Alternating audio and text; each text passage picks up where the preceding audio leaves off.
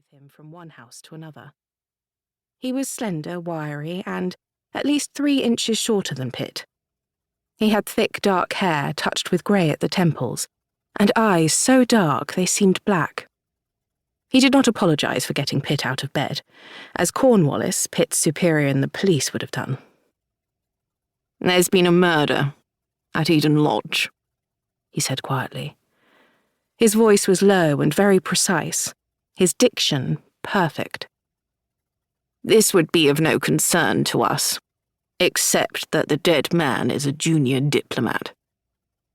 Of no particular distinction, but he was shot in the garden of the Egyptian mistress of a senior cabinet minister, and it seems the minister was unfortunately present at the time."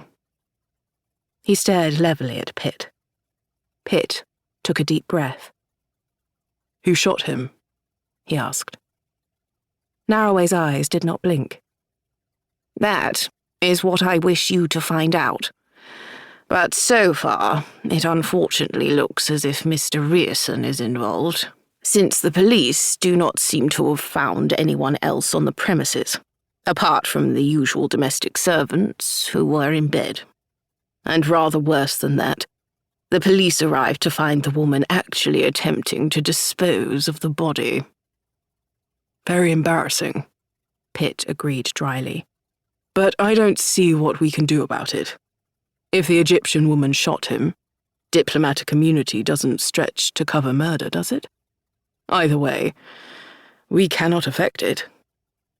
Pitt would have liked to add that he had no desire or intention of covering the fact that a cabinet minister had been present, but he very much feared that that was exactly what Narroway was going to ask him to do, for some perceived greater good of the government or the safety of some diplomatic negotiation. There were aspects of being in Special Branch that he disliked intensely, but ever since the business in Whitechapel, he had had little choice. He had been dismissed from his position as the head of the Bow Street station, and had accepted secondment to Special Branch as protection for himself from the persecution that had followed his exposure of the inner circle's power and its crime. His new assignment was the only avenue open to him in which he could use his skills to earn a living for himself and his family. Narroway gave a slight smile, no more than an acknowledgement of a certain irony. "Just go and find out, Pitt. She's been taken to the Edgware Road police station. The house is on Connaught Square, apparently. Somebody is spending a good deal of money on it." Pitt gritted his teeth. "Mr. Ryerson, I presume, if she is his mistress.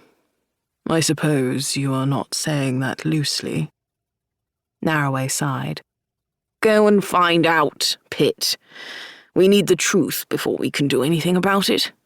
Stop weighing it and judging and go and do your job." "Yes, sir," Pitt said tardily, standing a little straighter for an instant before turning on his heel and going out, thrusting his hands into his jacket pockets and pushing the entire garment out of shape. He set out along the street westward towards Hyde Park and the Edgware Road, intending to pick up a hansom as soon as he saw one. There were more people around now, more traffic in the streets. He passed a newsboy with the earliest edition, headlining the threat of strikes in the cotton mills of Manchester. This problem had been grumbling on for a while, and looked like it was getting worse. Processing cotton was the biggest industry in the whole of the West Midlands, and tens of thousands of people made their living from it, one way or another. The raw cotton was imported from Egypt and woven, dyed, and manufactured into goods there, then sold again all over the world. The damage of a strike would spread wide and deep. There was a woman on the corner of the street selling hot coffee.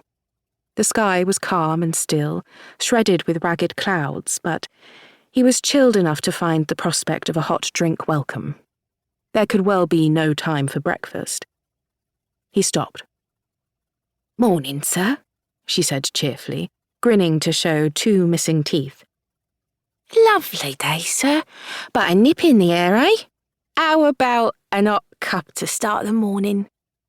"Yes, please." "That'll be 2pence, sir." She held out a gnarled hand.